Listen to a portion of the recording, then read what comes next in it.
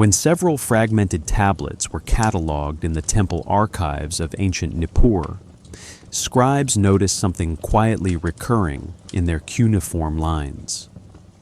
Between records of grain, marriage contracts, and priestly duties appeared careful mentions of descent, phrases that translated roughly to house of, seed of, and born into the line. They did not read like myth, nor like poetry. They sounded administrative, deliberate, almost protective. And threaded through these records is a steady, thought-provoking idea that certain families were believed to carry authority not only through wealth or office, but through inheritance itself, a continuity the Sumerians treated with remarkable seriousness. Welcome. I'm truly glad you're here. If the day has been long, or your thoughts have refused to quiet, allow this moment to soften a little. You've arrived for something calm and reflective, and it's a privilege to share this time with you tonight. The notion of ancient bloodlines does not emerge from a single dramatic tablet. Instead, it forms gradually, across king lists compiled around 2100 BCE, hereditary priesthood records preserved at Ur, and cylinder seals carved from lapis lazuli and limestone that functioned almost like signatures of identity. Historians generally interpret these references as evidence of early social organization, a way to stabilize leadership in the world's first cities. Yet the consistency is striking. Authority often stayed within the same households for generations, and training passed carefully from parent to child.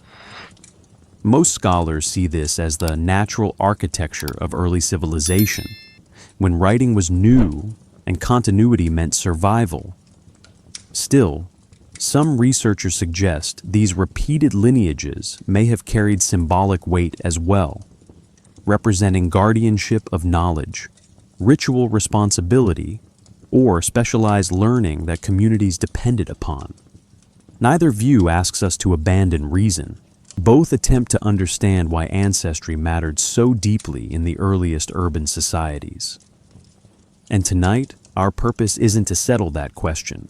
It is simply to walk beside the evidence, to observe what those early record keepers chose to preserve, and to consider what it means for memory to travel across thousands of years.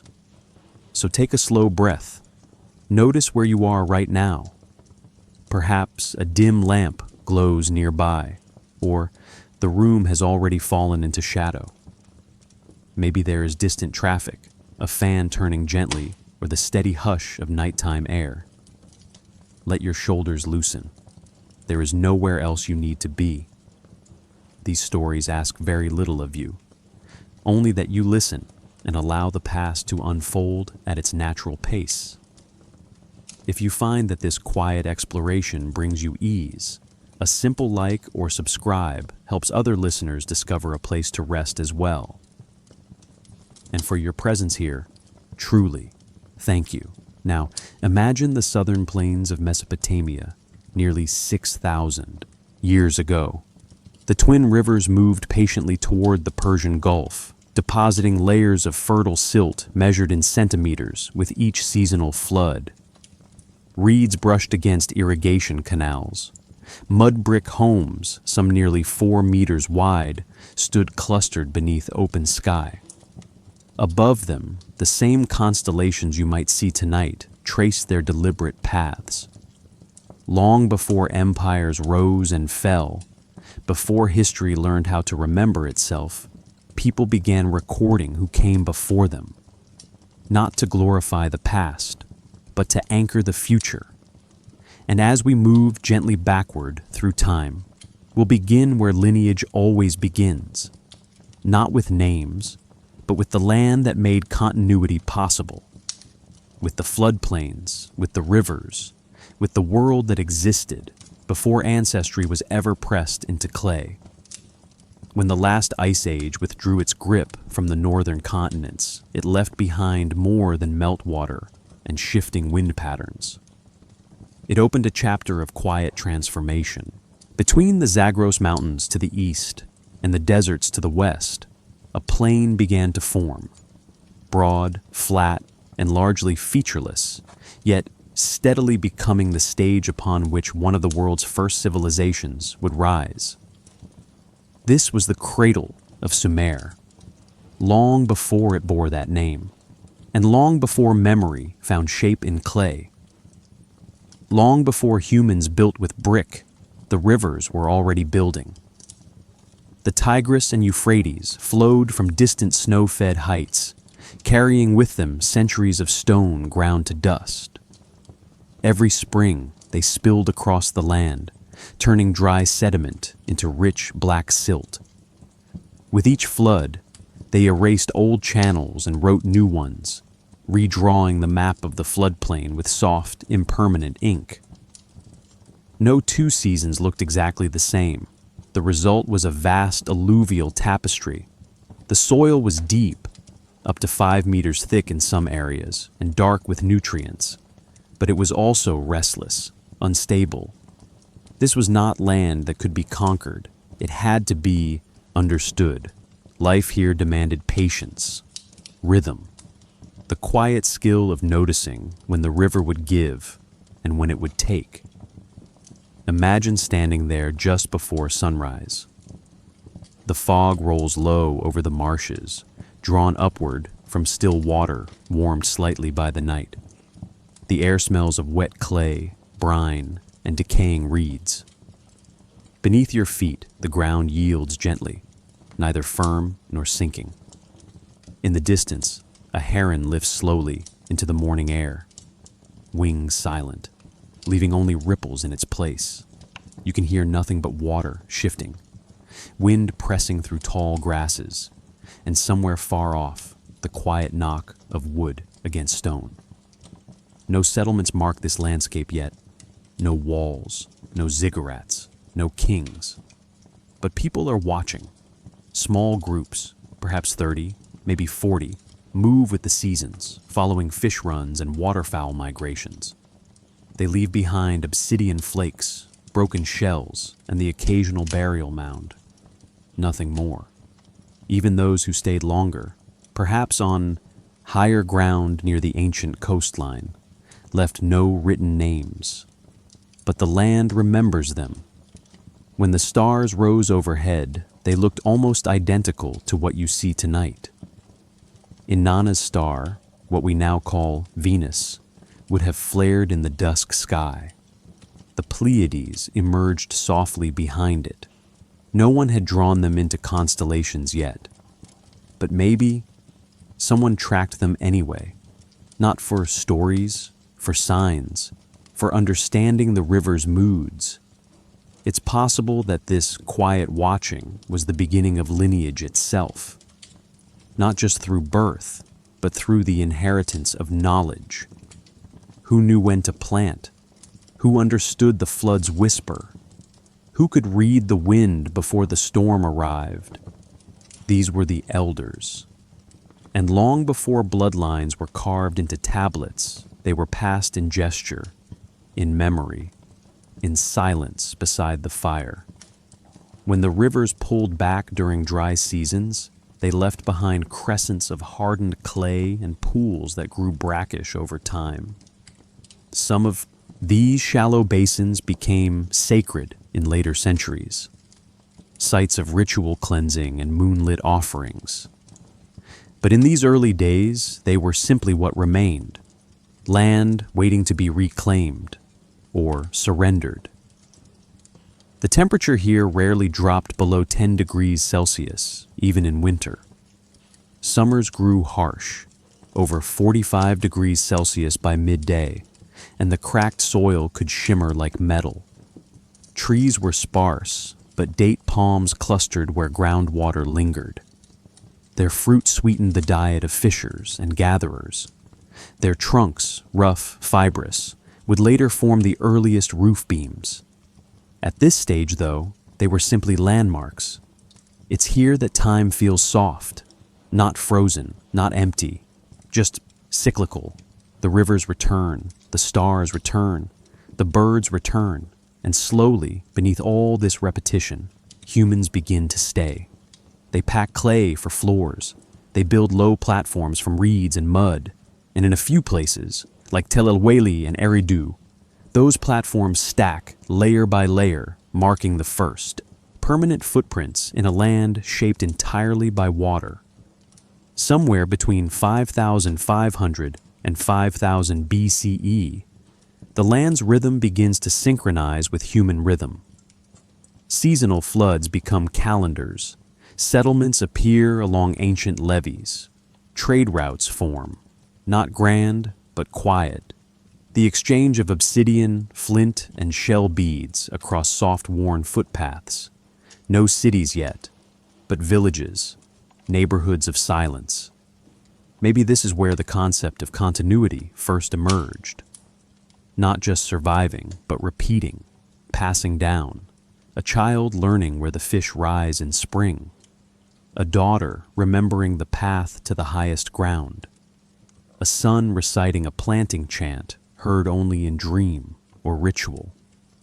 These are bloodlines without names, yet. And when the night deepens and the stars reflect across slow-moving water, it's not hard to imagine someone whispering the names of those they loved, quietly, to the wind, hoping memory would carry them forward. Before lineage was declared, it was lived. And in the layers of this soft, wet land, beneath the cities not yet built, those memories still linger, waiting. When the river paused its yearly spilling and the land dried just enough to hold form, humans began to pause with it. Not forever, not yet, but for longer stretches than before. Some for months, others for seasons. And then, a few stayed. Not because they had to, but because something was changing in the rhythm of the land and in themselves. Long before stone cities crowned the horizon, simple reed platforms rose above the marshes. Some were barely more than sleeping spots held aloft on bundled rushes. Others became packed earth courtyards, ringed with low walls and shaded by woven canopies. It was here, in this moment between motion and permanence, that humanity's great stillness began. By 5,200 BCE, settlements began to appear in the archaeological record, real places with names lost to time, yet layered in clay and memory. Tel El-Weli, Eridu, Chogamami. These sites reveal circular huts transitioning to rectangular rooms, courtyards expanding, and storage pits deepening. Grain began to stay in one place. So did memory. So did the dead. The scent of the village would have been distinct. Wood smoke curling through humid air, crushed date palms underfoot, fermented grain from open clay vats. Dogs barked softly in the distance, while children pressed thumbprints into drying bricks. These bricks, just 30 by 30 centimeters wide and 10 centimeters thick, were made from the same earth as the floodplain, sun-dried, stacked without mortar. Yet they held meaning beyond function. They marked intent, and with intent came inheritance. Imagine walking along one of these early village lanes at dusk. The paths are narrow, curved between structures, packed with straw, sherds of broken bowls, and faint tracks of sandals pressed into silt. There are no fences yet, but territories are clear, defined not by walls, but by ritual. Where the cooking pit burns, where the loom leans, where the ancestors rest, buried beneath the floor. Perhaps this is where bloodlines first took form, not in proclamations, but in memory. In the echo of a grandmother's weaving style, in the echo of a father's fishing trap, in the way one family always planted during the third moon while others waited. These were patterns passed down not as rules, but as rhythms. The village of Eridu, one of the earliest known settlements, began with a single platform. Just 5 meters across, it was surrounded by nothing but reeds and open sky. But within a few generations, it became a sanctuary. A sequence of temple stages, each built atop the last, reveals a continuous ritual presence spanning centuries. Archaeologists refer to this as the Eridu sequence. It spans nearly 4,000 years. Within that sequence are layers of silence. Some floors show ashes from offerings, while others bear nothing at all. No tools, no ceramics, no signs of habitation. As if the space was preserved for presence itself. For lineage, not just of family, but of meaning. Maybe it was here that humans first believed a place could carry memory. The people of these early villages lived in communities averaging 100 to 150 people. Structures were often clustered in 3s or 5s, suggesting kinship-based proximity.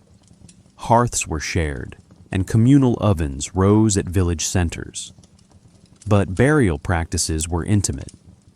Most were interred beneath the floors of family homes, wrapped in reed mats, sometimes with beads, rarely with tools.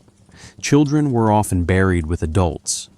Lineage wasn't displayed, it was protected. When the stars rose above these villages, their arcs held new relevance.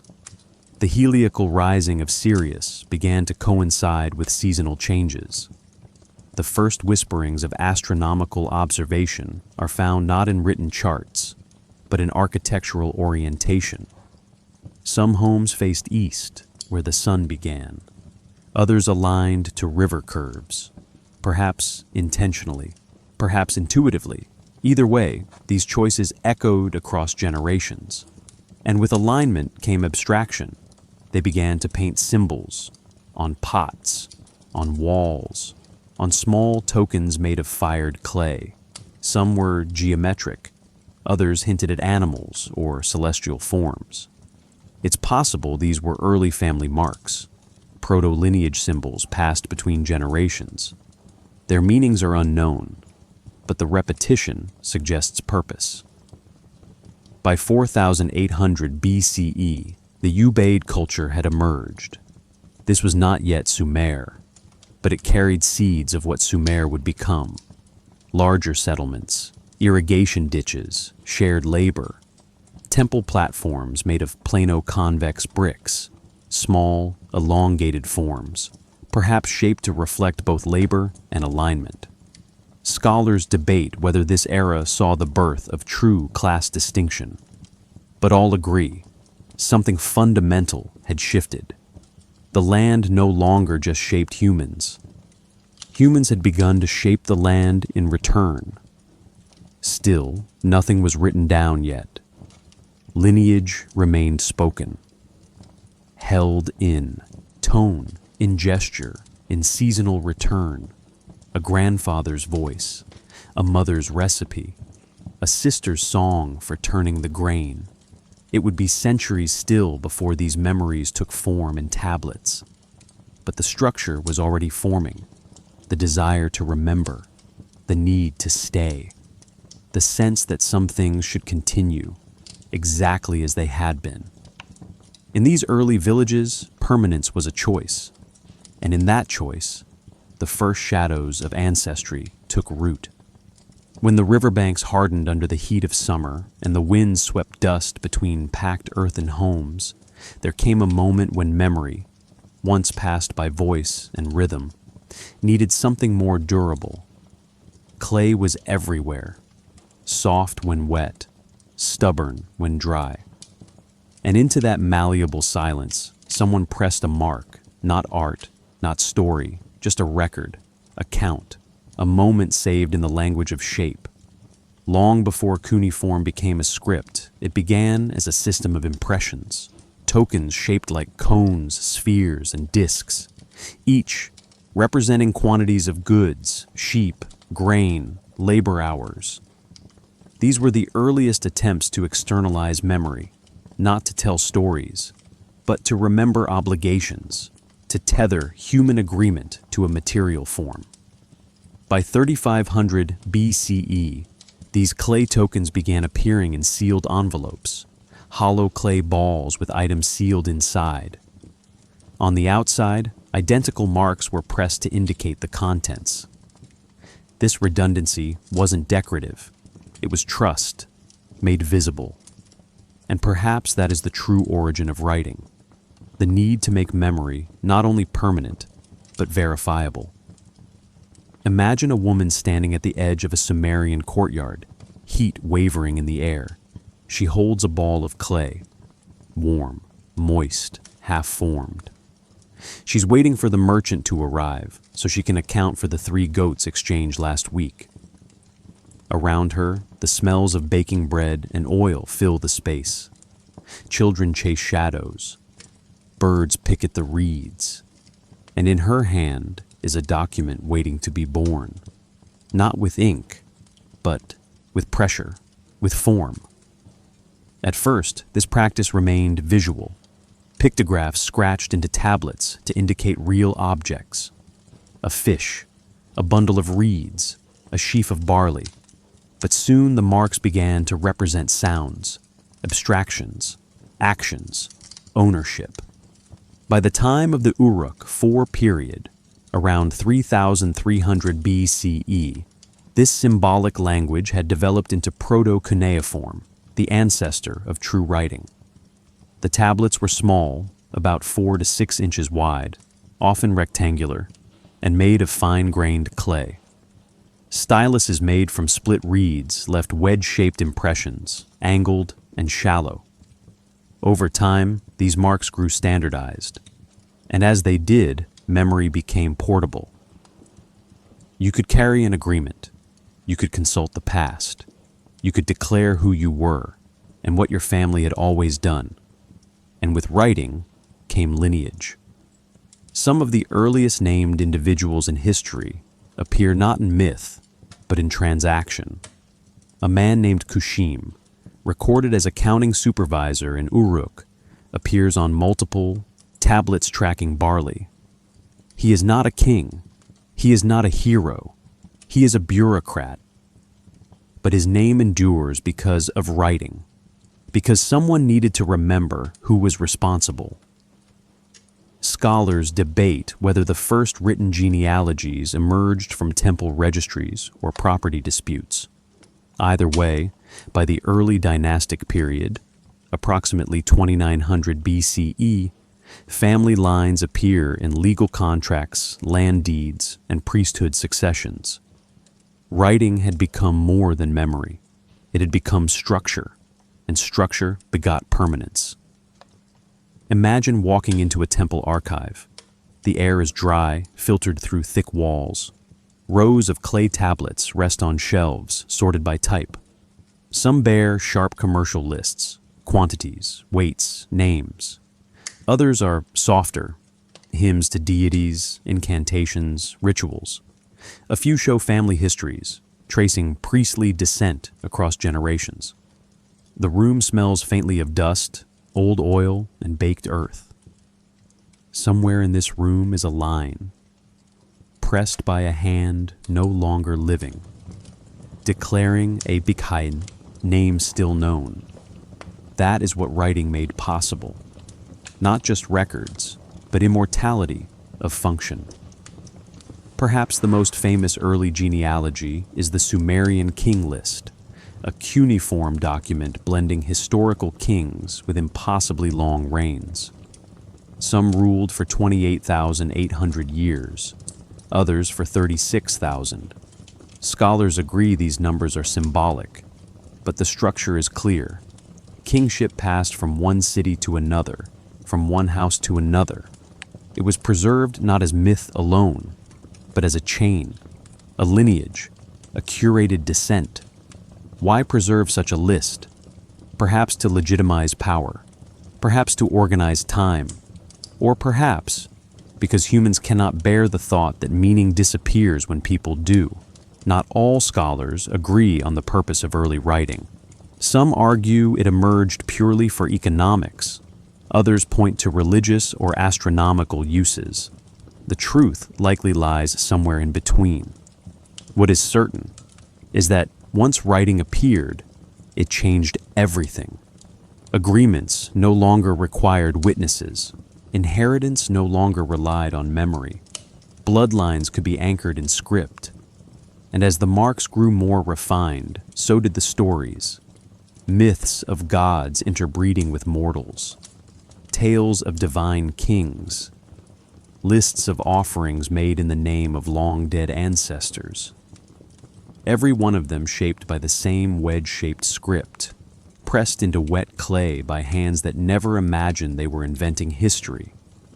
Even now, thousands of these tablets remain unread, housed in museums, buried in dig sites, held in private collections, silent but not forgotten. Each one waits patiently for the moment when its memory is awakened. Writing did not replace memory, it extended it. It allowed humans to remember beyond what voice could carry. It allowed lineage to last. When the dust parts across the southern reaches of ancient Iraq, where the Tigris and Euphrates edge toward the Gulf, you find Eridu.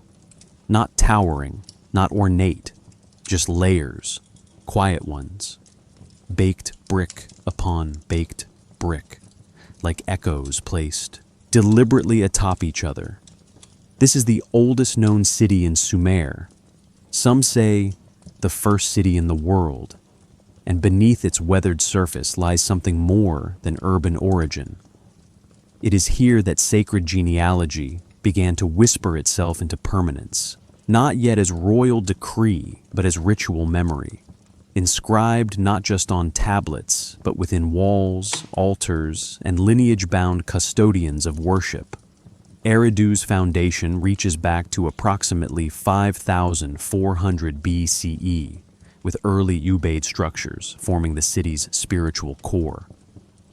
At its heart stood a temple, rebuilt at least 18 times across centuries, not expanded for grandeur, rebuilt in the exact same footprint. Each layer mirrored the last, honoring the original placement as if guided by inherited instruction. This wasn't renovation, it was remembrance. Archaeologists call this layered sequence the Eridu Temple sequence. It spans over 3,000 years, from simple reed structures to multi-roomed mud brick sanctuaries. The earliest, foundation, just a platform with 4 corners. But by the time of Eridu Level 6, the temple complex stood nearly 20 meters wide, its outer walls adorned with recessed niches and buttresses, precursors to architectural styles that would define Mesopotamian sacred design for millennia. But what mattered most was who kept it. Religious stewardship in Eridu wasn't public spectacle. It was inherited. Early administrative tablets from surrounding sites reference priestly titles passed from father to son, and sometimes from father to daughter. These weren't casual positions. They were lineal responsibilities. You didn't choose to be the keeper of the temple. You were born into it. Imagine a child growing up in the shadow of this structure, watching their parent perform seasonal rites, learning incantations not from scrolls, but by repetition, by posture, by dust patterns on sacred floors.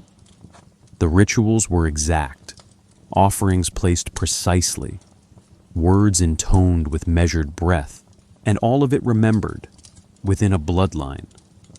Perhaps this is where the concept of divine descent began, not through claims of godhood, but through uninterrupted duty, through the belief that spiritual access could only be trusted to those who had always carried it.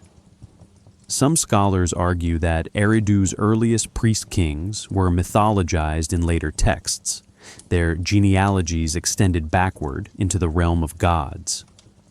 The Sumerian king list, for example, begins with kingship descending from heaven in Eridu. The first name listed? Alulim, a figure said to have ruled for 28,800 years. Historians don't treat this literally, but symbolically, it's profound. To anchor your origin in Eridu was to claim legitimacy so ancient, so essential, that it predated time itself. And these names, Alulim, Alalgar, Enmenluanna, form what may be the earliest sacred genealogy ever preserved, not in biological accuracy, but in function.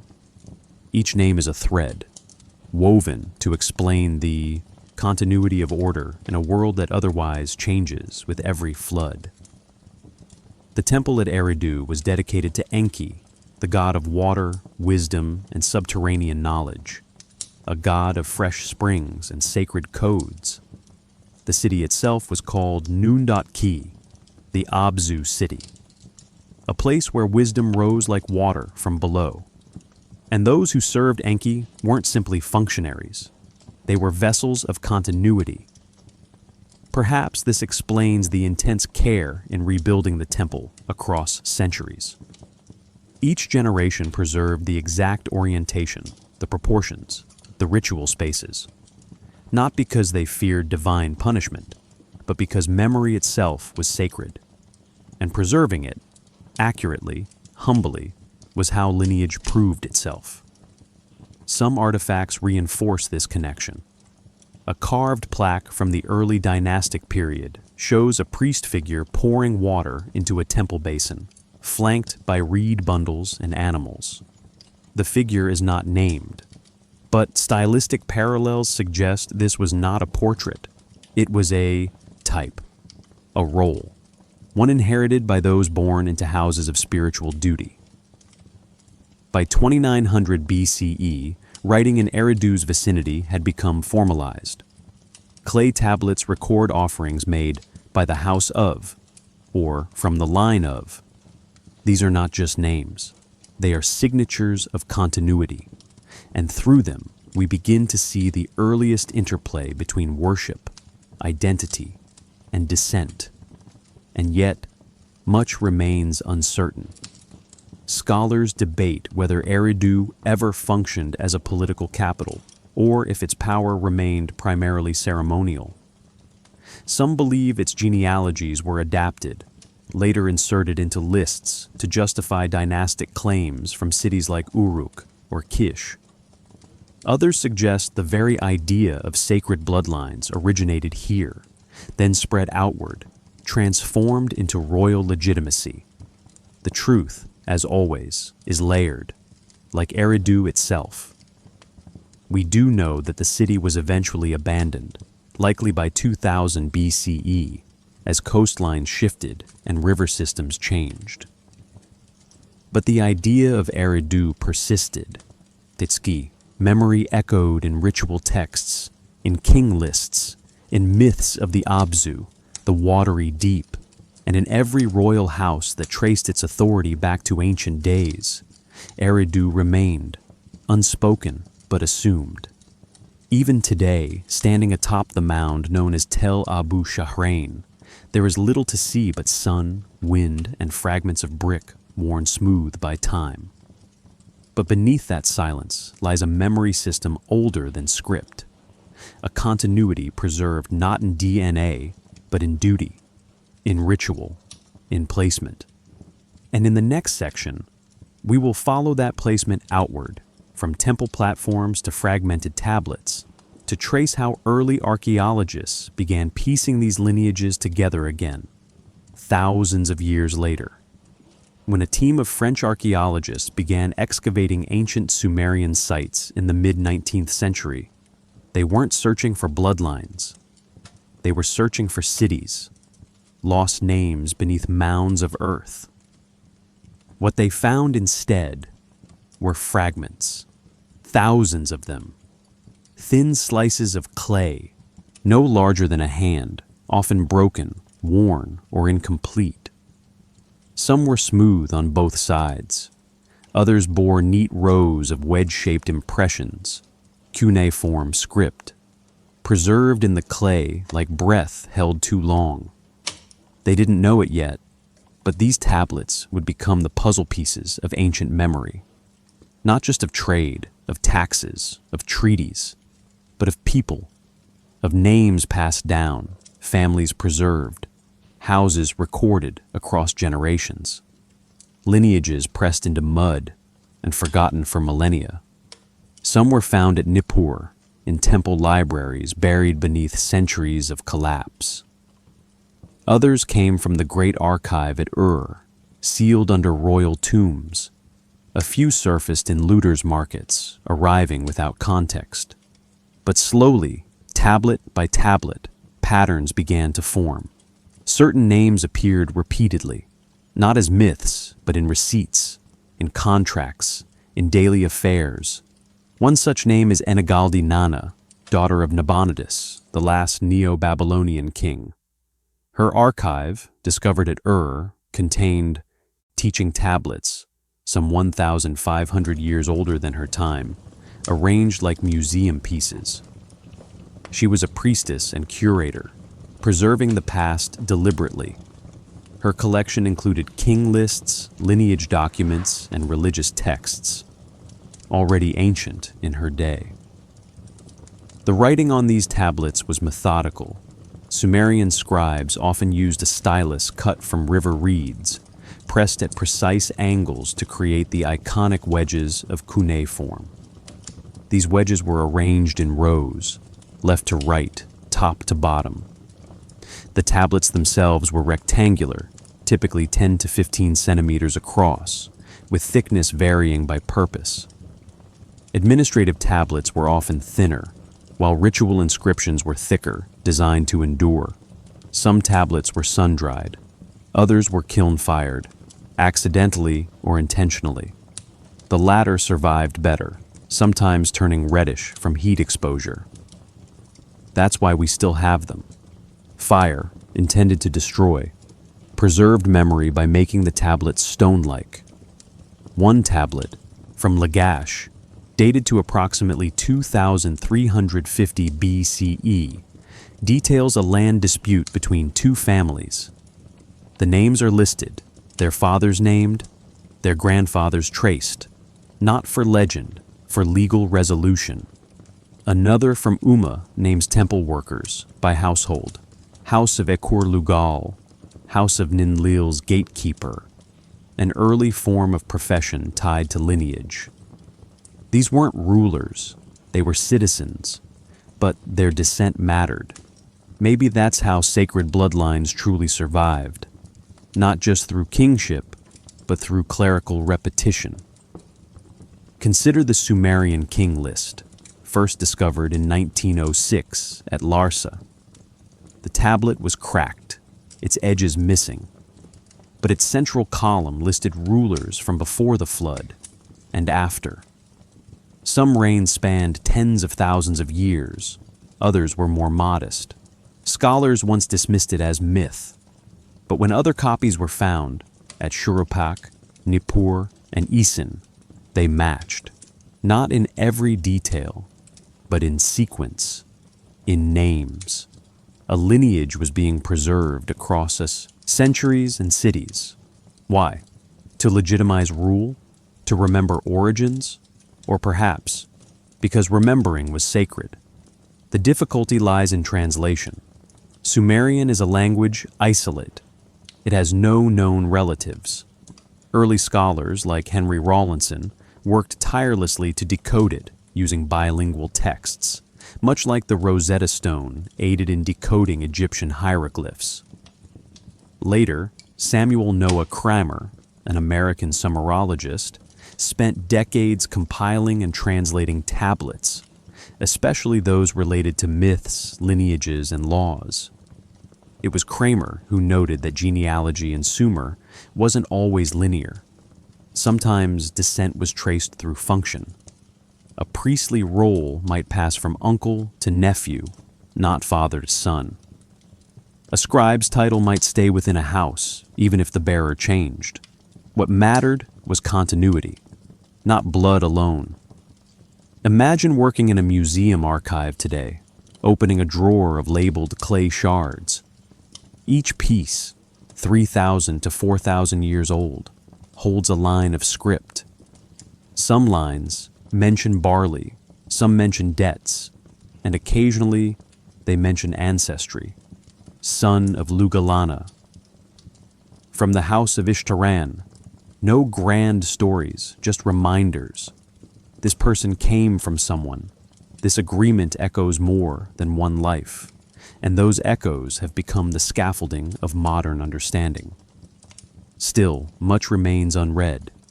It's estimated that over 500,000 cuneiform tablets exist today, spread across museums, universities, and private collections. Many are untranslated. Some are mislabeled. Others, still buried beneath tells across Iraq and Syria, may never be found. But those already recovered tell a quiet truth. The Sumerians didn't invent lineage. They documented it. They turned memory into infrastructure. They used writing not just to communicate, but to preserve. And in doing so, they allowed descent to become destiny.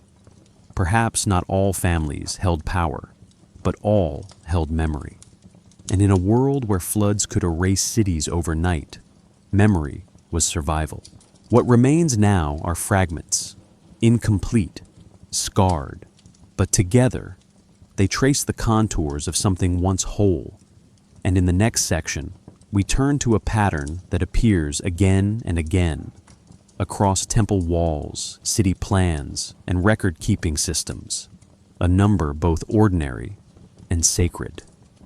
12, the number of bloodlines that survived in ritual, and perhaps beyond. When the scribes of ancient Sumer set their styluses into wet clay, they didn't always record events. Sometimes they recorded patterns, recurrences, cycles, numbers that mattered not for what they counted, but for what they meant. Among these, one number returned often, quietly, steadily, across records, rituals, and architecture. 12, not as a superstition, as a structure. Long before temples aligned with solstices, before ziggurats reached skyward in terraced stages, the number 12 shaped how the Sumerians divided time, land, and even power. And though no single tablet declares 12, bloodlines rule, echoes of 12 appear in contexts so ritualized, so embedded, that scholars have long wondered whether the number carried symbolic authority far beyond administration. The foundation begins in math. Sumerians used a sexagesimal system, base 60, a structure that feels unfamiliar now, but survives in how we divide hours into 60 minutes and circles into 360 degrees. Within this system, 12 holds elegant position. It divides evenly into 60. It builds neatly into lunar calendars, 12 moons per year, 12 digits when counting knuckles on one hand with the thumb as pointer, 12 sections to a day cycle, 12 offerings in certain rites. Practical, yes, but also deliberate. One of the earliest ritual references to 12 appears in the temple hymns of Enheduanna, written around 2300 BCE. In a litany of praises to temples across Sumer, there is a subtle rhythm, a cadence of 12 stanzas. It's possible this was structural chants. But given that Enheduanna was the high priestess of the moon god Nana and one of the earliest known named authors in history, her numerology was likely intentional. 12 marked completeness, cyclical closure, the return. Perhaps that's why many early temple storehouses had 12 compartments, or why certain ceremonial offerings, recorded in tablets from Uruk, were divided into 12 types: grain, beer, oil, incense, and others, each symbolizing aspects of life under divine order. Rituals weren't performed for convenience. They were structured for continuity. Repetition was remembrance. And if 12 framed sacred cycles, it might also have framed sacred descent. Some researchers, especially those studying comparative mythologies, point to the Sumerian king list again. where kingship moves across a sequence of cities.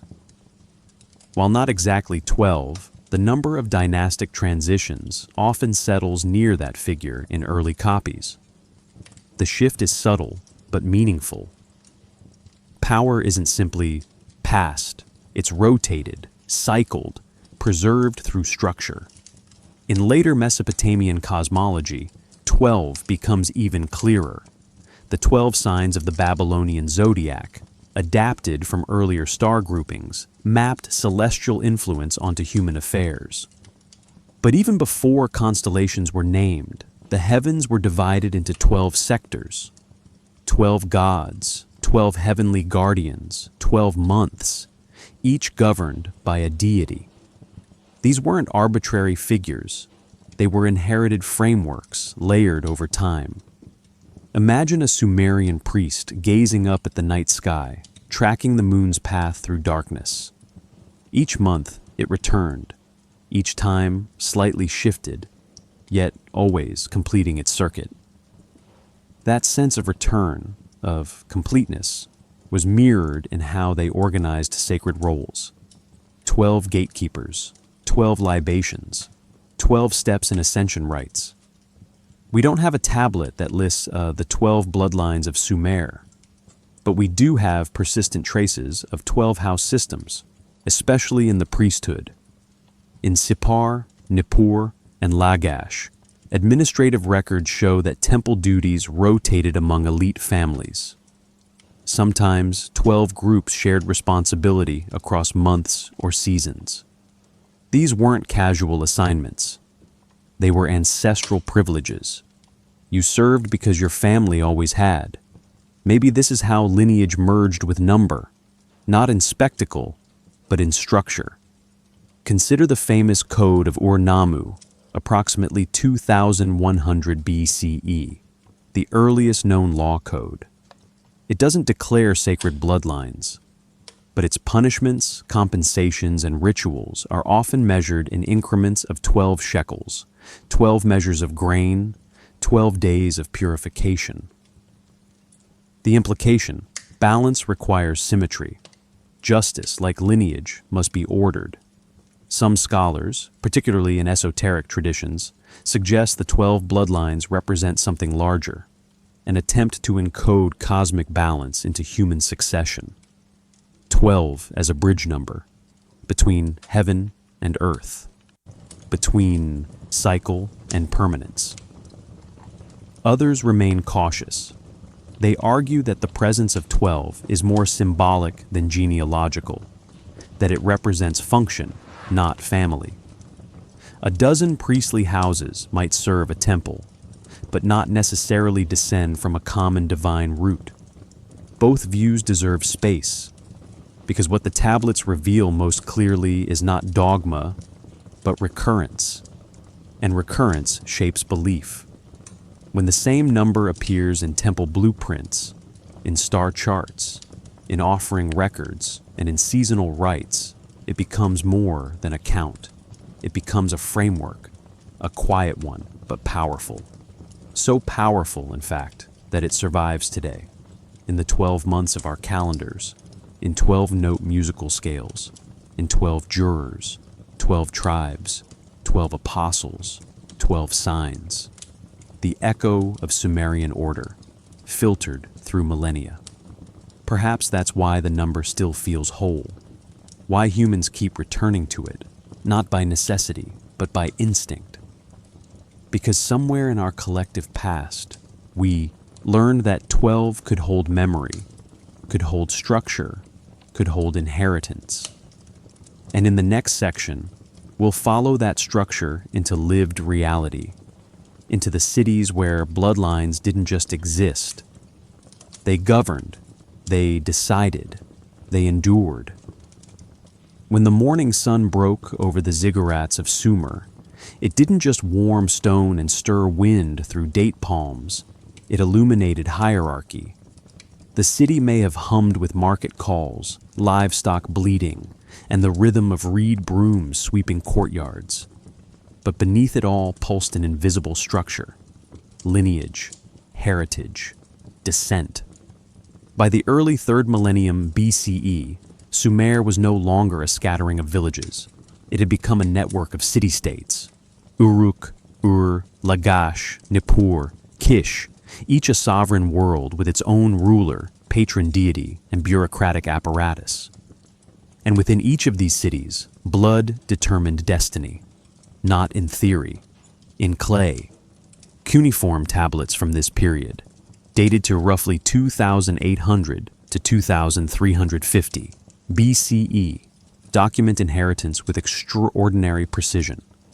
A field passed from Lugal-Ezen to his son Dumuzi-Ezen, as his father's father had done. A priesthood confirmed to the house of Ninmud, whose service dates to the time of Enhedu. Over and over, scribes recorded the passing of land, office, and obligation, each transaction tethered to family memory. Imagine standing inside the administrative quarter of Lagash. The scent of bitumen, ink, and fresh clay hangs in the air. Couriers pass through stone corridors carrying tablet bundles in reed baskets. Behind them, scribes crouch over wet slabs, styluses tapping methodically.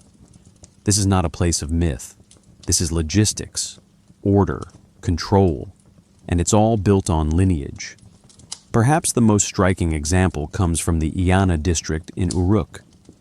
There, excavations revealed long-standing houses built atop earlier structures, floor plans repeating across generations, architectural inheritance, family quarters embedded into sacred precincts.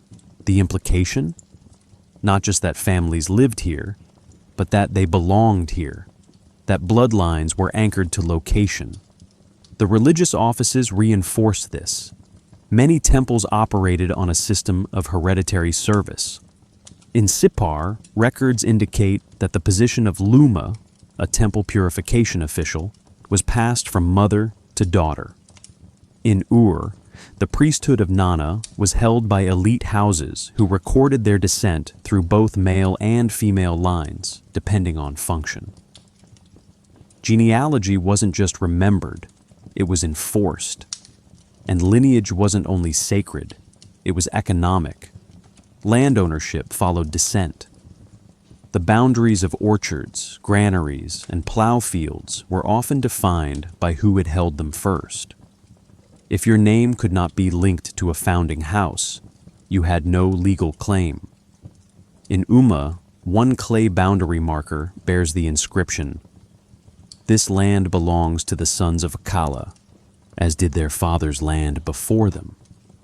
To dispute is to forget. To forget in this world was to lose. Even craft traditions followed descent. Certain families were known for their metalwork, others for weaving. The house of Enururu in Ur was listed in multiple trade records as providers of ritual textiles. These weren't businesses, they were identities, passed like heirlooms. To be born into such a house was to carry its burden and its pride. Still, the system wasn't absolute. Some individuals rose through adoption or temple apprenticeship. A talented scribe from a lesser house might marry into a lineage or be granted a position through service, but even these exceptions were formalized. The adoption tablet from Essene, now housed in the Louvre, describes a boy taken into the house of Bel-Asher, with explicit clauses granting inheritance rights. Blood could be extended, but never assumed. Why did descent matter so much? Perhaps because in a world where floods could erase a town and shifting river paths could render fields barren, permanence had to come from people, from memory, from names that persisted when structures crumbled.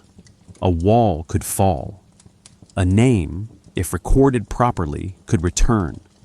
It also created continuity. When a family had served the temple for 6 generations, their rituals held weight.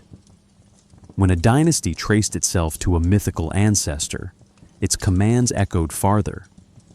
Lineage became legitimacy, and legitimacy became law.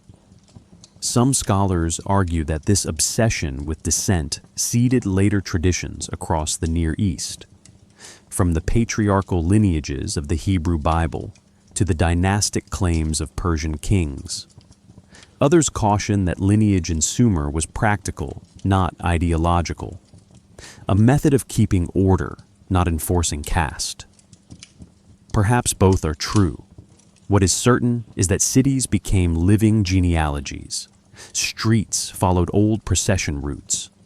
Homes held the bones of generations beneath their floors. Names appeared again and again across tablets, like musical refrains. Not just to remind, but to affirm. You are still here. You are still of this line. And when a ruler rose, like Lugalzagasi of Umma or Shulgi of Ur, he did so with clay proof. Tablets documenting his father's office, his grandfather's offerings, his family's right to speak for the gods. Without lineage, there was no throne. In these cities, blood didn't just explain the past, it mapped the future.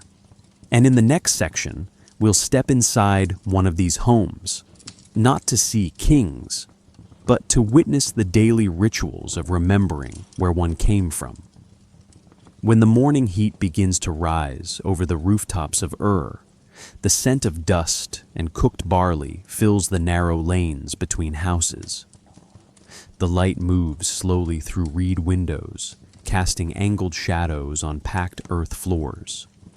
Inside one home, neither palace nor hut, but something modest and permanent, a family stirs. And in their daily routine, we glimpse something deeper than survival. We witness the quiet preservation of lineage. The house is rectangular, its walls made of sun-dried mud brick, roughly 40 centimeters thick. The roof is flat, supported by palm trunks and layered with reed mats and clay.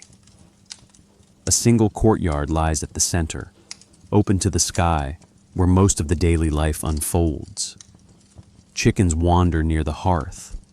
A clay oven still holds warmth from the bread baked before dawn.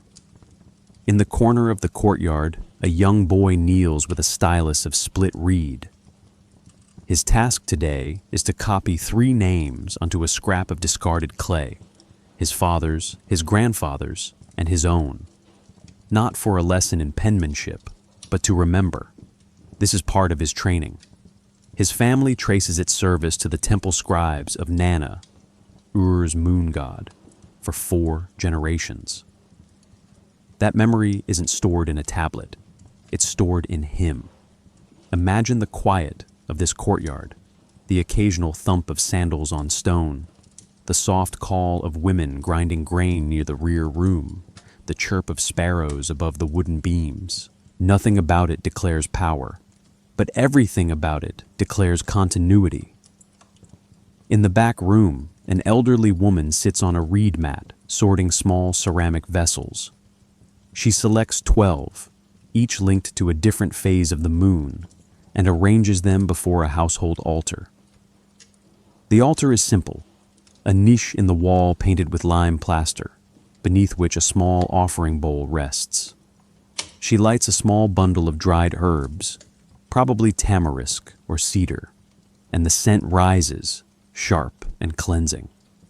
She whispers the names of her own mothers, not aloud, just enough that her breath feels them again. This is not religion in the grand temple sense. This is lineage practice, a form of daily memory. Most houses of moderate status in Ur or Uruk kept ancestor offerings. Some buried their dead beneath the home's foundation. Others stored funerary tablets or seal impressions of past generations in clay jars. One household archive discovered at Ur contained 57 tablets. Marriage contracts, dowries, land sales, all bound by the same family line over nearly a century. No single person made the house significant. The continuity did.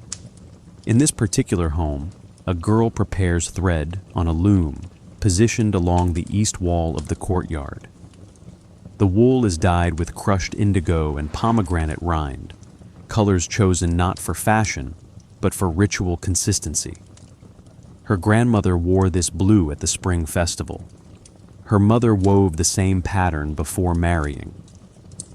The design is simple, triangles and lines, but it holds memory. Woven patterns were often passed like names.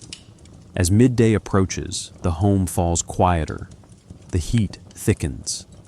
A man enters through the courtyard gate, tired, carrying a small, wrapped packet. It contains a clay tablet from the temple, a record of his son's apprenticeship confirmed. He unwraps it slowly, reading the wedge marks by touch before sound. The name is spelled properly. The title is correct. The lineage is honored. He smiles, not broadly, just enough that the weight of obligation feels lighter. This house does not appear on royal maps. No generals were born here, no kings. But the family within it remembers who they are, and that memory gives them place within the city, within the temple structure, within time. Perhaps this is how most ancient Sumerians understood ancestry, not as grandeur, but as duty, as tether. You belonged to a house, and the house belonged to the city, and the city belonged to the gods. Inheritance wasn't about wealth alone. It was about placement in the long rhythm of generations. A few kilometers away, beneath the ziggurat's shadow, scribes record law and trade and ritual in clay.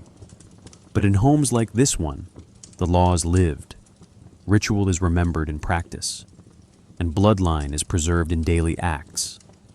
Evening arrives slowly, the wind cools, shadows stretch long over the courtyard. A small lamp is lit, dinner is shared. No one speaks of legacy, but everything, from the boys copied, names to the grandmother's offering bowl, is legacy. In the quiet before sleep, the mother smooths a mat near the altar. She places 3 date stones in a bowl, one for her, one for the daughter beside her, one for the ones yet to come. She says nothing, but the gesture holds memory, and tomorrow it will happen again. In the next section, we leave the household and rise to the palace, where blood not only remembered, but ruled. When kingship first descended from heaven, it was said to have settled in Eridu. So begins the Sumerian king list, not with a birth or a conquest, but with a divine descent. Authority in Sumerian eyes was not seized, it was transmitted. And once it landed in mortal hands, it followed one unbreakable law: continuity. Long before dynasties made monuments of themselves, Sumerian rulers understood that power meant little without lineage. A king without a proven line was a chieftain, a usurper, a name that would fade with the wind. But a king whose name echoed back through generations, that was a sovereign whose commands carried time itself. By 2800 BCE, the cities of Uruk, Kish, and Ur were ruled not just by strong men, but by remembered ones. Tablets found in temple archives and palace walls trace descent carefully. Shulgi, son of Ur-Nammu, and Anatum, son of Akurgal. The phrasing is consistent, always patrilineal, always formal. Each king's name was followed by the name that made it legitimate. And it wasn't just record-keeping. These genealogies were chiseled into foundation tablets and buried beneath temples, meant to be read by the gods and, perhaps, one day, by archaeologists. Picture a coronation in the court of Ur. The crowd gathers beneath the ziggurat, its tears casting long shadows across the plaza. Priests chant lineage, not accomplishments, not conquest, names, each one a step in the staircase of legitimacy. The new king, bareheaded at first, kneels, not in weakness, but in humility before the structure that allows him to rise. What's extraordinary is how consistently these royal lines were preserved across cities and centuries. The dynasty of Uruk records 10 successive rulers. The kings of Lagash claimed descent from priest kings dating back generations. Even in times of upheaval, when one dynasty fell and another rose, new rulers often married into or adopted the names of previous lines to justify their reign. Perhaps the clearest example is Sargon of Akkad. Though a conqueror, he didn't ignore lineage. He declared himself true king, not through blood, but through divine election and royal adoption. His grandson Naram-Sin went further, claiming direct descent from the gods, an innovation that shocked traditionalists, but still clung tightly to the idea that rule must be inherited, not invented. Palaces were built as more than homes. They were dynastic archives. Rooms held tablets listing royal marriages, land grants, temple offerings, and diplomatic correspondence. One archive at Mari contained over 20,000 tablets, many referencing family ties between rulers of different cities. Royal blood was not just about local memory, it was geopolitical currency. Inside the palace, names were woven into everything. Decorative seals bore ancestral motifs. Walls featured reliefs of former kings in procession. Even the layout of royal tombs followed lineal symbolism. Fathers placed to the right, sons to the left, a visual symmetry of descent. Sumerian law reinforced this.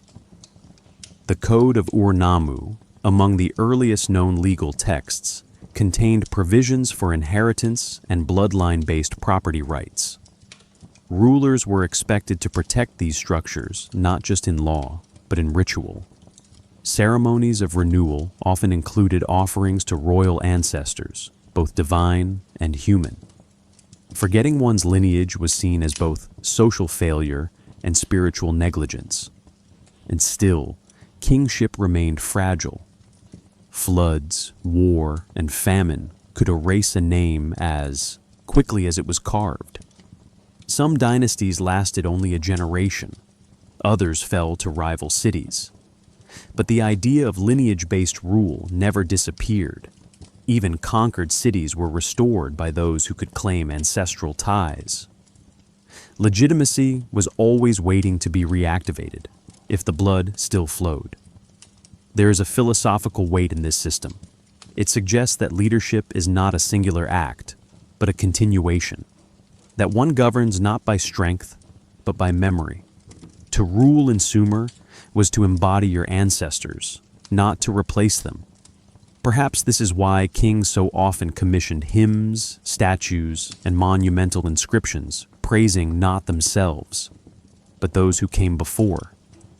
By elevating their lineage, they elevated themselves. And when they died, they were buried with offerings that reflected not their wealth, but their role in the line. Clay figurines, lapis amulets, inscribed tablets. Each item meant to affirm, this person mattered because of who they came from, and who would follow. The royal bloodlines of Sumer were not flawless. They were filled with conflict, betrayal, and reinvention. But through it all, they clung to one principle. Authority must descend, not be declared. And so kings became conduits, names became ladders, and thrones became mirrors of memory. In the next section, we descend from the palace into the temple, where bloodlines didn't rule kingdoms. They kept the cosmos in order. When the sun rose behind the ziggurat of Nippur, it first touched stone carved not for kings, but for gods. The city was sacred, devoted to Enlil, chief deity of the Sumerian pantheon. No palace stood at its center, no royal court announced edicts. Instead, there was a temple. And within that temple, behind doors only a few were permitted to pass, stood the quiet custodians of cosmic order, the priesthood. They wore no crowns. They wielded no armies. Yet they held something arguably more enduring than rule, ritual memory. Unlike royal power, which declared itself in monuments and conquests, priestly authority was quieter, older, and often more precise. And like the kings they often anointed, their roles were inherited. Lineage in the priesthood was not a coincidence. It was a requirement. In the city of Ur, temple archives reveal entire families assigned to sacred functions across generations. The position of En, a high priest or priestess, was one of the most prestigious roles in Sumerian society. Enheduanna, daughter of King Sargon of Akkad, held this title at the temple of Nana, the moon god. Her writings, hymns, laments, praises, were preserved for centuries, not because she was royalty, but because she was entrenched in ritual service, part of a lineage that linked divinity and dynasty. Priestly houses, often referred to by phrases like House of the Pure, were not defined by architecture alone. Their status was inscribed in temple logs, sacrificial ledgers, and calendrical tablets. One such record from Sipper notes, libations for the month of Ezemnin, poured by the line of Patesi Bel, as in the 12 cycles before. This was more than routine. It was guardianship. Imagine entering one of these temple quarters. The light is dim, filtered through slit windows. The air smells of cedar resin, burnt incense, and polished limestone. A young boy, barefoot, robed in wool, recites star positions from a wax tablet guided by his uncle. Not because he wants to become a priest, but because he already is. He was born into a family that tracks lunar phases, calculates ritual timing, prepares sacred meals. The knowledge is not optional, it is embedded. Many priestly roles were highly specialized. Some families handled astronomical observations, charting the movement of Venus, known to the Sumerians as Inanna's star. Others were responsible for brewing sacred beer or preparing temple garments woven to exact specifications. There were dream readers, water bearers, and oil measurers. Each title came with responsibilities passed not just through apprenticeship, but through descent. Women, too, held sacred lineages. The Entu, or high priestess, was often drawn from elite families and trained from childhood. Her role was not decorative. She conducted seasonal rituals, managed temple property, and occasionally issued economic orders. Records from Eshnunna and Uruk show Entu priestesses authorizing grain distributions, overseeing land leases, and maintaining ancestral shrines within temple grounds. Lineage here wasn't about blood alone. It was about ritual reliability. If your grandfather stood at the western altar during the moon's disappearance, then you stood there too, because continuity protected meaning. To break that line was to invite dissonance between gods and men. And yet, this sacred descent left few monuments. Priests were rarely depicted in the grand reliefs. Their names appear, instead, in smaller places, on foundation pegs, in corner tablets, at the edges of temple walls. Always present, never central. Some scholars argue that this humility was intentional, that priesthood, unlike kingship, did not draw attention to itself. Its power was in repetition, in whispering old words exactly as they had been whispered before, in tracing star paths not for prediction, but for alignment. Others suggest that priestly lineages were guardians of time itself, that by maintaining calendars, rites, and astronomical cycles, they held civilization in rhythm with the cosmos. A priest didn't simply inherit a job.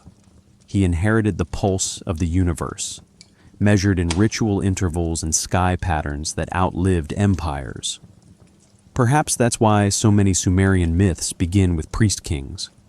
The blend was deliberate. A ruler without priestly descent was vulnerable. A priest without recorded lineage was disqualified. The two roles, one visible, one invisible, balanced each other. And when temples fell, priestly memory often remained. In the ruins of Shurupak, where flood layers cover the final tablets, archaeologists found ritual instructions buried beneath domestic rubble, not because they were hidden, but because they were everywhere. Ritual was life. Lineage was practice. These ancient priests weren't prophets or mystics. They were stewards of rhythm, of memory, of connection. And when we trace the lineages of power in Sumer, we cannot stop at thrones. We must walk softly through temple corridors, where the true calendar of time was kept by those born to remember. When the night settled over the cities of Sumer, it brought with it not silence, but structure. The stars were not merely decoration overhead. They were maps, records, quiet patterns unfolding across the sky with the same consistency as the river's flood or the priest's chant. And in these patterns, the Sumerians saw more than timekeeping. They saw echoes of ancestry, celestial mirrors of lineage. Long before telescopes or star charts, Sumerian observers tracked the heavens with unerring attention.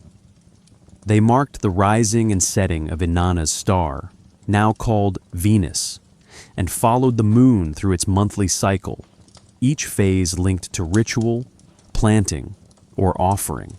But more than any single event, they watched for return. The sense that stars, like bloodlines, disappeared only to come back again. In the city of Uruk, temple observers recorded the positions of stars on tablets made of smooth-fired clay. One such artifact, the Mul-Apin, compiled centuries later from earlier records, divides the heavens into paths of Enlil, Anu, and Ea, each path populated by constellations. These paths weren't abstract zones.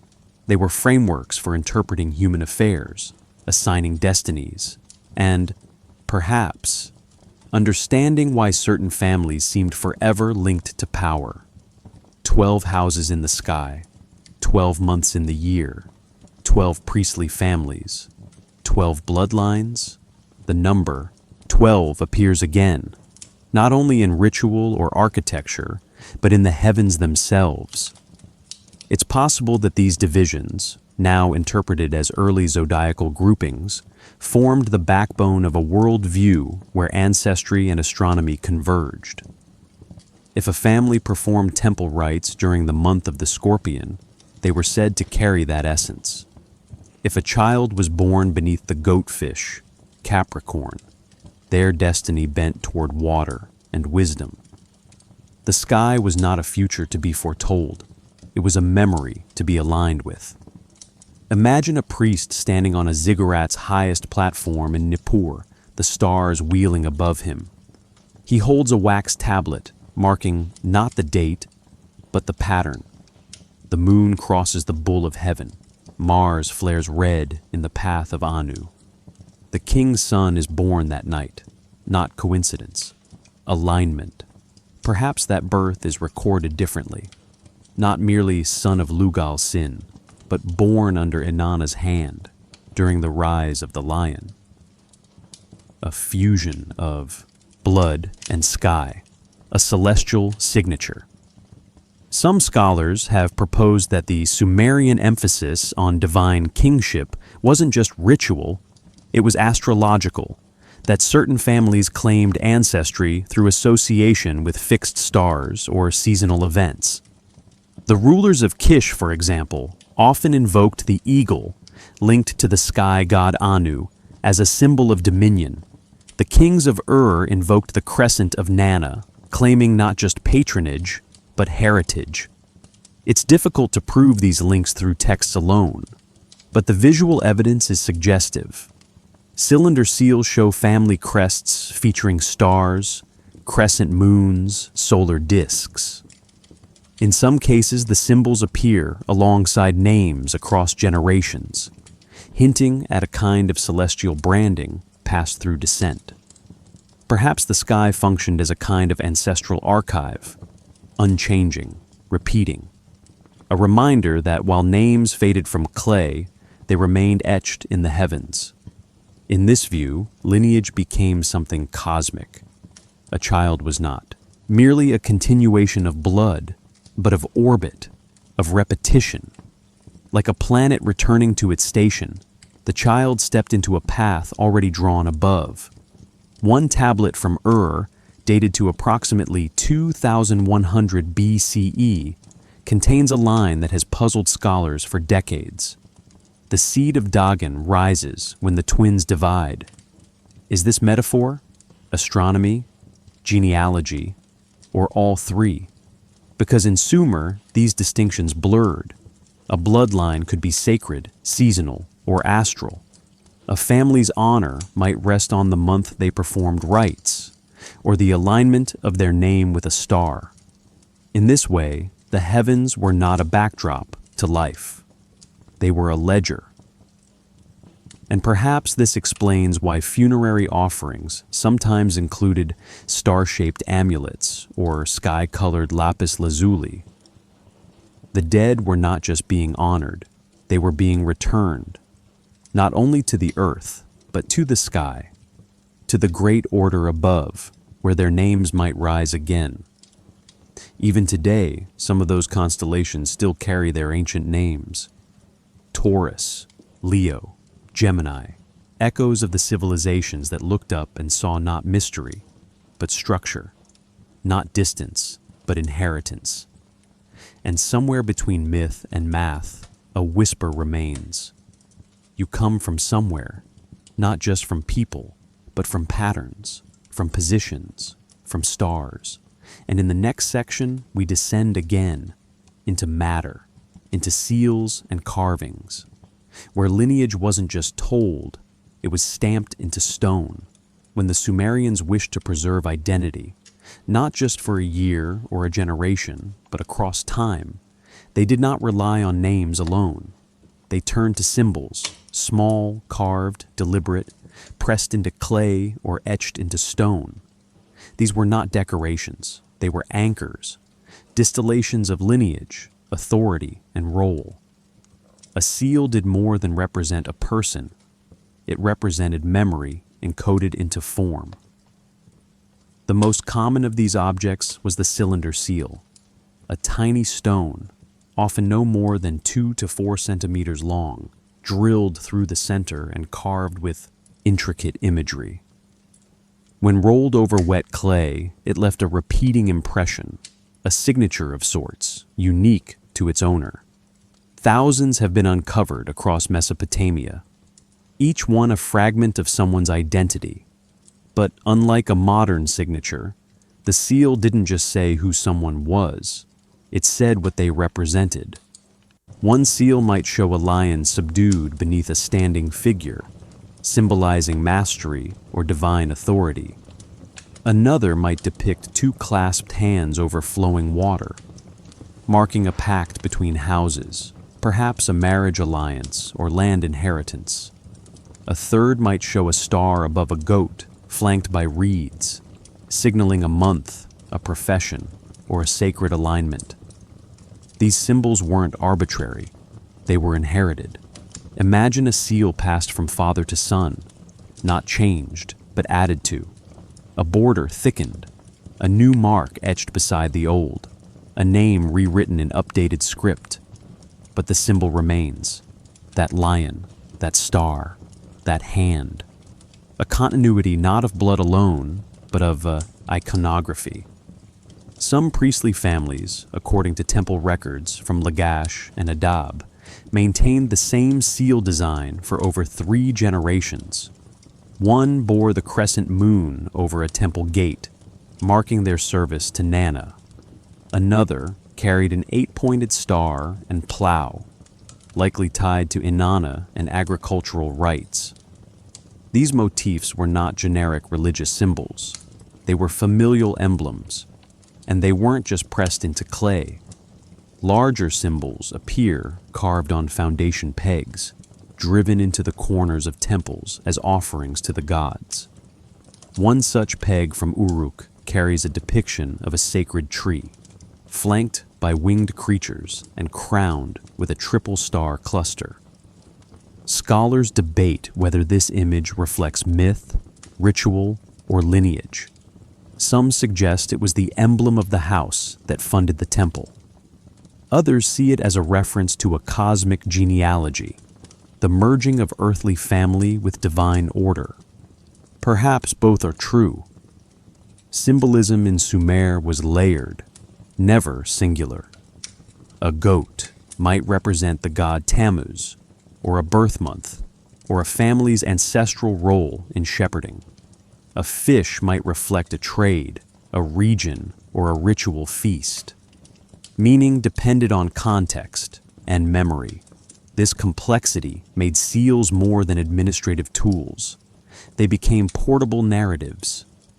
In the ruins of Nippur, archaeologists found a cache of broken tablets, each bearing the impression of the same seal, a kneeling figure offering incense beneath a rising sun. The accompanying text, now fragmented, names 3 generations of scribes, all descended from the house of Kinana. The seal did not depict a scribe's tools. It depicted ritual. The family defined themselves not by what they did, but by what they preserved. Sometimes symbols were used in place of names entirely. One tablet from Isin, dated around 1900 BCE, features a land grant witnessed by 5 individuals. Only 2 are named. The other 3 leave only their seals, stars, trees, and birds pressed into the margin. Yet their roles are clear. These were known symbols. In a culture built on continuity, the image was often more powerful than the script, because images endure. When language changes, when dialects shift and scripts evolve, the symbol remains legible. A crescent is always a moon. A lion is always strength. A plow is always the earth being turned again. In this way, symbols outlived kingdoms, and perhaps that was the point. In a civilization where floods could erase archives, where clay crumbled under careless weight, where names could be miscopied or lost, symbols survived. They were shorthand for belonging, for descent, for function. Some families may have guarded their seal stones as sacred objects, passed down with ritual. Others buried them with their dead, so that even in the underworld they carried proof of who they were. Not all of these meanings survive. Modern scholars still debate the precise purpose of certain motifs. Were they personal, regional, divine, or simply decorative? But one thing is clear: the repetition of symbols across generations is not accident. It is design. It is memory, shaped into stone. So if we ask how ancient lineages preserved themselves, beyond tablets, beyond recitations, beyond the stars, perhaps the answer lies in these tiny carved stones, passed hand to hand across centuries. And in the next section, we step into the present, where lasers and DNA, satellites and stratigraphy begin to rediscover what the ancients encoded so patiently. When ancient names faded from clay and the last priest fell silent, it was the earth itself that kept the memory, not through words, but through layers. In the shifting soils of Sumer, beneath temples and courtyards, beneath riverbeds and collapsed ziggurats, the fragments of forgotten lineage waited. And today, with lasers, satellite imaging, and tools sensitive enough to detect breath trapped in soil, we are beginning to listen again. Modern archaeology is no longer the work of shovels alone. It is ground-penetrating radar mapping buried city grids, It is a DNA analysis, ancient DNA extracted from teeth and bones under centuries of sediment. It is isotopic fingerprinting, 3D scanning, thermal imaging from drones. It is silence transformed into data. At sites like Ur, Nippur, and Tel Leilan, scientists have begun to piece together genealogies not through surviving tablets, but through skeletal evidence.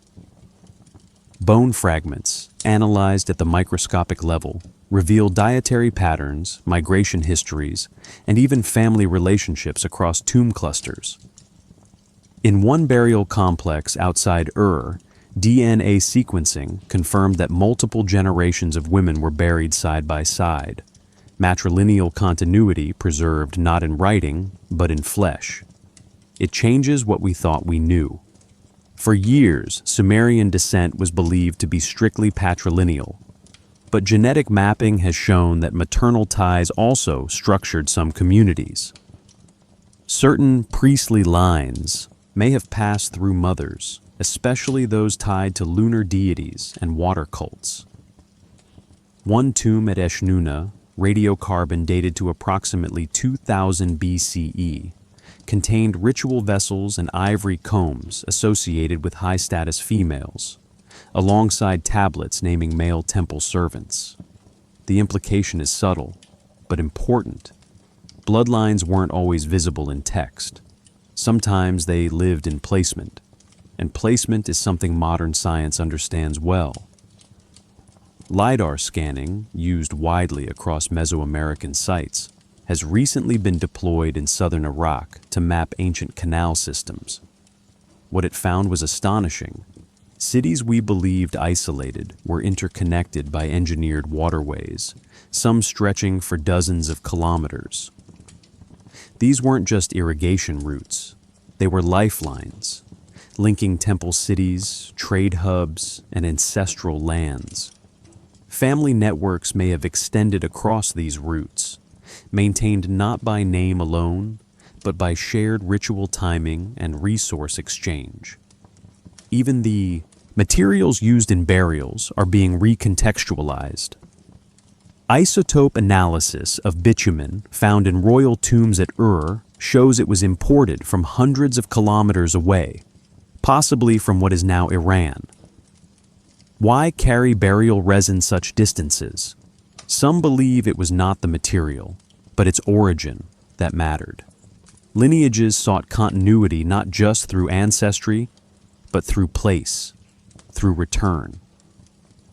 In the labs of Oxford, Baghdad, and Berlin, researchers now apply strontium testing to tooth enamel, revealing where individuals spent their early years. This has uncovered something else: movement. Children buried with elite goods were often raised far from where they were interred. Adoption, marriage alliances, religious relocation.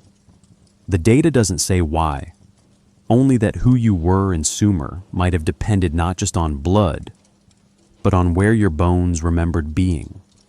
Consider the vast number of untranslated tablets still stored in museum vaults. Over 500,000 cuneiform texts exist, many unstudied, most uncontextualized. But with AI-assisted epigraphy, we can now sort and decipher in weeks what once took decades. Algorithms detect script style, probable content, even match names across archives. The result, forgotten families are being reassembled. One such project, the Open Richly Annotated Cuneiform Corpus, ORACC, has begun to map tablet content to family clusters. A scribe named Lugal Sin, appearing in a land contract in Ur, also surfaces in a temple roster from Nippur, 20 years earlier. His son's name? Found again in a loan agreement from Isin. None of these tablets mentioned bloodline, but together they reveal it. And perhaps that's the lesson modern science teaches us, that the ancients were meticulous in recording what mattered most, but also humble in how they embedded that record. Not every legacy was carved into stone. Some were left in soil, in sequence, in silence. We now use satellite thermal imaging to detect subtle temperature differences in buried structures. These signatures have uncovered entire neighborhood clusters, some of which show architectural continuity for over 500 years. That means families lived, died, rebuilt, and remembered in the same footprint for generations, without ever naming themselves in royal archives. So when we speak of the 12 bloodlines, perhaps we should not look only for a single tablet that lists them. Perhaps they were never meant to be recited. Perhaps they were meant to be inhabited, because beneath the sand, beneath the scholarship, beneath even the seal stones and lunar charts, lies something deeper: patterns, placement, presence. And in the next section, we leave certainty behind, to ask the great questions, not just what happened, but why we remember it this way.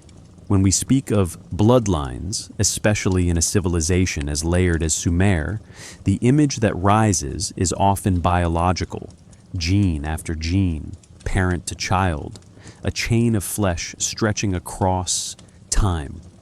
But what if that image misses the deeper point? What if, in Sumer, bloodlines were never purely about biology, but about responsibility? The question echoes through every temple archive, every dynastic seal, every line of the Sumerian king list. Did these people trace descent to preserve genetics, or to preserve order? There's no simple answer. Because the Sumerians themselves didn't distinguish sharply between identity and duty. A house wasn't just a building or a family, it was a function. And lineage may have meant something more like, this family does this work, always has, always will. We see this embedded in administrative tablets. A priest isn't listed as son of Enlil Mansum simply to show heritage, but to confirm his right to serve. A brewer's daughter is mentioned not to romanticize ancestry, but to establish who makes the beer for the harvest festival. Lineage was a contract between the past, the gods, and the city. Take the priestly records of Uruk. Across 4 generations, the House of Amashtu is responsible for maintaining the temple gardens. No names change. The role doesn't shift. But whether these people are truly of one genetic line, or simply stewards of a long-held function, is unclear. And maybe that was never the point. Some scholars suggest that ancient bloodlines were socio-political metaphors, ways of preserving continuity when cities had no police, no centralized bureaucracy. Your family did what it always did, and in doing so, society kept rhythm. Others argue for a more mystical reading, that lineage was a spiritual inheritance, that when a temple worker invoked her grandmother's name, she was activating that presence in ritual. That to descend from someone was to embody not just their memory, but their obligation. In either view, descent becomes less about who you are, and more about what you're meant to carry. We find supporting echoes in Sumerian literature in the myth of Lugalbanda, a warrior king described as born of Enmerkar's seed. It is not his biology that matters, but his fitness to complete divine tasks. His bloodline gives him access, not entitlement. In the instructions of Shuruppak, a father imparts wisdom to his son, warning, "Do not cut the canal of your father. Do not move the boundary stone of your grandfather." Literal advice? Yes. But also metaphor. Preserve the duties you've inherited. Protect the roles that built you. Perhaps lineage in Sumer was never meant to be a perfect family tree. Perhaps it was more like a carefully tended irrigation system. Roles flowing through generations, branching, merging, nourishing the city. Modern anthropology adds another layer. In many ancient cultures, fictive kinship replaced genetic ties. A priesthood might adopt new members into a bloodline through ritual, creating a functional descent that meant more to the community than actual birth. Evidence from tablets in Larsa and Eshnuna supports this, where young apprentices are named as sons of temple officials with no parental link but full inheritance of office. So when we imagine the 12 bloodlines, those sacred groups hinted at across cities, temples, and star charts, perhaps we shouldn't think of them as closed genetic houses. Perhaps they were vessels, containers for memory, responsibility, and ritual continuity. It's a possibility supported by seal design. Many seals bear symbols passed from one generation to another, but others introduce new motifs. Stars added, animals shifted, gods replaced. Lineages didn't repeat. They evolved. They carried the past and reshaped it. And this brings us to the heart of the question. Were the bloodlines literal? In some cases, yes. DNA evidence from Ur and Nippur confirms biological continuity within burial clusters. Families did pass down property, profession, and status. But what seems more significant is that even when blood wasn't shared, roles were preserved. Responsibility, not relation, was the true constant. Think of it this way.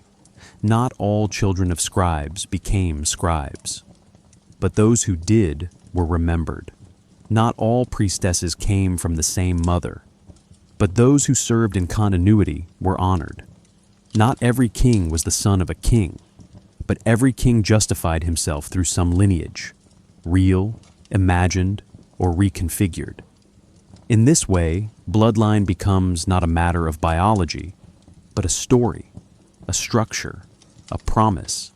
And when Sumer eventually fractured, when city-states fell and new empires rose, what did later rulers do? They rewrote the genealogies. They tied themselves back to the old houses, not to claim blood, but to claim legitimacy, continuity. In the end, perhaps that is what the bloodlines truly were, a ritualized memory of responsibility, dressed in the language of descent, held together by duty, and kept alive in seal, star, and stone. And in the next section, we widen the lens to look beyond Sumer, to other ancient worlds, where the echoes of these patterns still linger. Sumer was not alone in its reverence for descent.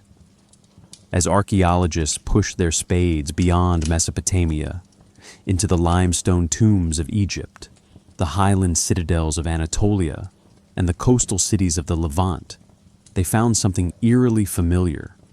Bloodlines woven into architecture, into myth, into the very idea of legitimacy. Different names, different gods, but the same pattern, a belief that power must descend. In ancient Egypt, pharaohs carved their genealogies into stone with ritual precision. The title Son of Ra wasn't symbolic. It was political theology. Lineage granted access to divinity. The pharaoh wasn't merely a ruler. He was a continuation, a blood vessel of order. At Abydos, reliefs inside the temple of Seti I depict the king list of Abydos, a chronology of 76 royal ancestors stretching from the semi-mythical Menes to the ruling king. What's notable isn't just the length, but the gaps. Pharaohs who disrupted the sacred order, like the heretic Akhenaten, were deliberately omitted. In Egypt, memory was curated. Lineage wasn't just about birth, it was about moral inclusion. Were you aligned with the cosmic rhythm? Then you were remembered.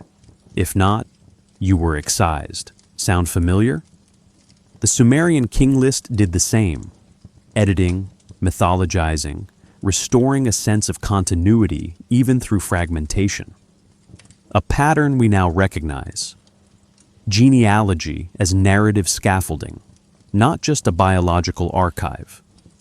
In the Levant, particularly among the early Canaanite and Amorite cultures, lineage manifested not only in dynasties, but in covenantal language. Inheritance was expressed through house structures, Beit Dagon, Beit Rehob, Beit El. A house was both a family and a religious political unit. Bloodline was inseparable from loyalty, from duty. Consider the Amarna letters, diplomatic tablets exchanged between Egyptian pharaohs and kings of city-states like Byblos, Tyre, and Ugarit. Many begin with the same phrase, "I am your son, you are my father." Not meant literally, but ritually, politically. The way a Sumerian priest might adopt a temple apprentice as son. Lineage language used to encode obligation. In Hatti, the heartland of the Hittite Empire, kings were crowned only after being confirmed as descendants, biological or ceremonial, of the previous ruler. Even when coups occurred, the usurper would write genealogies linking himself to divine or royal lines. Sometimes these were completely invented, but they weren't dismissed. They were necessary. Because a throne without ancestry was a house without a foundation.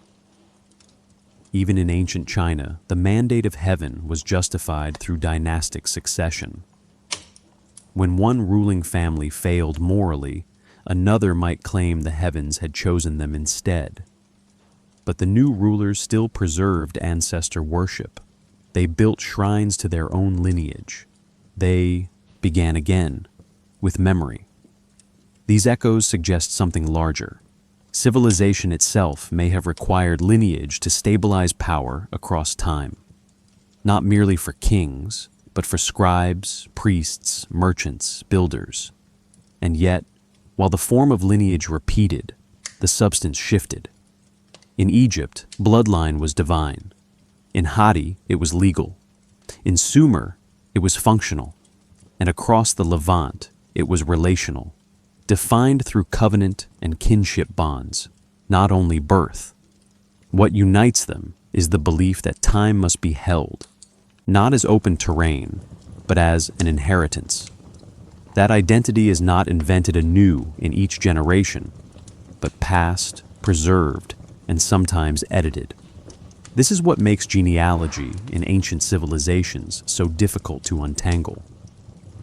The names are real, the rituals are real, but the meanings are layered. A king may have claimed descent from the gods not to deceive, but to belong. A priestess might have been initiated into a house not through blood, but through sacred responsibility. And a house might endure centuries, not because its members were genetically identical, but because the function, the memory, remained unbroken. Perhaps that's what Sumer truly shared with its neighbors, the conviction that humans must root themselves somewhere beyond the present moment, in a name, in a duty, in a story. And that story, told again and again, shaped not only cities, but cosmologies. The ziggurat, the obelisk, the stepped pyramid, the temple gate, all markers of ascent, of descent, of alignment. All reminders that above the earth and beneath the stars, memory is a force stronger than time. So when we find ourselves returning to the idea of 12 bloodlines, not just in Sumer, but echoed in 12 tribes, 12 Olympians, 12 disciples, we are touching a thread that winds through every ancient civilization, a thread woven from names, from roles, from the promise that continuity is sacred. In the next section, we return to the present moment, not to ask who they were, but to ask what this memory now means to us. When the last cuneiform tablets were buried beneath collapsed temples, when the floodplains of Mesopotamia turned to dust, and the language of Sumer fell into silence, something remained, not the cities, not the rulers, but the shape of continuity. The idea that who you came from mattered, not as pride, but as structure. not just to define your identity, but to carry responsibility. And in this way, the bloodlines of Sumer didn't vanish. They became memory.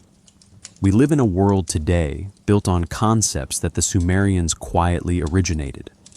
Legal inheritance, ritual succession, calendar systems grounded in the moon and stars. The very practice of recording descent, of mapping who begot whom and why it matters, has echoed across 40 centuries. But more subtly, we've inherited something else, a worldview where memory is lineage. Not just memory of people, but of function, of placement. The Sumerians taught us that to belong to a house was to hold a role, that a name meant little unless it was anchored in service to a temple, a god, a trade, a city. And this principle lives on, reshaped but intact. Every surname passed down, every family crest, every story told at a grandmother's table about where you come from. All these are echoes of the same idea. That time isn't a straight line. It's a chain, and memory is the link between what was and what might still be. Some of the bloodlines may have been literal, genetic threads linking ancient scribes and priestesses to one another across generations. But many more were symbolic containers, ritual vessels, carriers of responsibility, not just of DNA. This makes their legacy even more powerful, because it means anyone can step into a lineage. Anyone can inherit a memory worth preserving. All that's required is care and continuity. In the texts of later civilizations, from Akkad to Assyria to Persia, rulers continued to justify themselves by connecting to Sumerian lines. Sometimes these connections were fabricated, but the need to fabricate them reveals something important. Even empires sought legitimacy not from conquest alone, but from remembered descent. Even today, national myths across the Middle East draw from Sumer's skeletal remains. Ziggurats reinterpreted, flood stories retold, divine titles adapted into scripture and story. We're not just influenced by Sumer's facts, we're shaped by its structures. And the most enduring structure is the belief that memory must be stewarded. This is why archaeologists still sift through ancient trash heaps with reverence, why linguists painstakingly translate damaged tablets, why modern descendants of Mesopotamian regions trace family heritage through oral history and fragments of land records, still echoing the same impulse.